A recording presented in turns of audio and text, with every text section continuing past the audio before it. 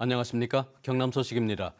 경남 지역 부동산 소비 심리가 하락세인 가운데 주택시장 소비 심리가 특히 얼어붙은 것으로 나타났습니다. 국토연구원이 부동산 소비 심리를 조사한 결과 지난해 12월 경남의 주택시장 소비 심리 지수는 78.4로 울산에 이어서 두 번째로 낮았습니다. 반면에 토지시장 소비 심리 지수는 85로 주택시장 소비 심리 지수보다 높은 데다 다른 시도와 비교해서도 네 번째로 낮아 주택시장보다는 상대적으로 나았습니다. 오는 3월부터 원화 200명 이상 규모의 경남 지역 대형 유치원 73곳에도 국가관리 회계 시스템 에듀파인이 도입됩니다. 교육부는 전문 회계 인력이 없는 사립유치원을 위해 에듀파인을 좀 더 쉽게 이용할 수 있도록 바꾸고 도입을 거부하는 유치원은 행정처분으로 엄단할 예정입니다. 200명 미만 유치원도 희망하면 에듀파인을 도입할 수 있고 내년 3월부터는 모든 사립유치원에 에듀파인이 의무화됩니다. 정의당 4기 제10차 전국위원회가 오늘 민주노총 경남본부에서 열렸습니다. 정의당 창당 후 7년 만에 창원에서 처음 열린 전국위원회에서는 주요 당직자 인준과 당규 개정, 2019년 상반기 사업 방향 승인 등을 논의했습니다. 또 창원 성산 국회의원 보궐선거 특별 결의문을 채택하고 반드시 승리해 고 노회찬 전 의원이 꿈꾸었던 대한민국 개혁을 밀고 나가자고 선언했습니다.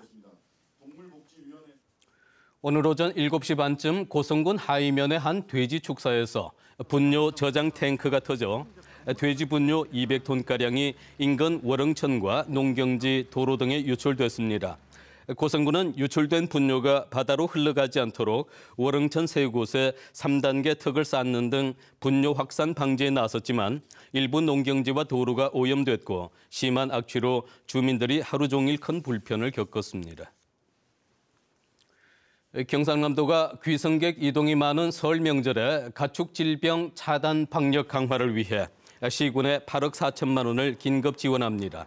이번 지원금은 조류 인플루엔자와 구제역을 막기 위한 것으로 거점 소독시설과 통제초소 13곳의 운영과 도축장 11곳과 철새 도래지 등에 대한 방역 수치에 쓰입니다. 경상남도는 지난해보다 겨울 철새가 22% 증가했고 저병원성 조류 인플루엔자가 지속적으로 검출되는 등 가축 질병 발생 위험이 크다며 명절 전후 방역이 중요하다고 강조했습니다. 창원지방법원이 그에게 회사 돈을 빼돌린 혐의로 기소된 일간지 전 대표 52살 이 모 씨에게 징역 2년에 집행유예 3년, 160시간의 사회봉사를 선고하고 추징금 2천만 원을 명령했습니다. 재판부는 언론사 대표로 회사 자금을 마음대로 쓰고 부당한 청탁을 받은 죄는 무겁지만 범행 시인과 횡령액 반환 등을 고려했다고 밝혔습니다.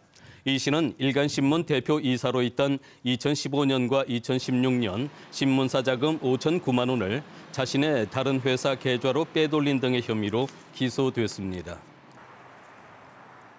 2019학년도 평준화 지역 고교 입학 선발 결과 마산과 진주를 제외한 3개 지역이 모두 미달됐습니다. 경상남도 교육청이 발표한 평준화 지역 입학 전형 결과를 보면 경남 5개 학군, 62개 고등학교, 13,510명 모집에 13,325명이 합격해 185명이 미달됐습니다. 지역 학군별로는 창원 성산 의창구가 77명 미달이고 김해 98명, 거제 50명 미달이며 마산 하포 회원과 진주는 290명이 초과됐습니다. 평준화 지역 학생 가운데 일지망 고등학교에는 80%가 배정을 받았습니다. 경남 소식이었습니다.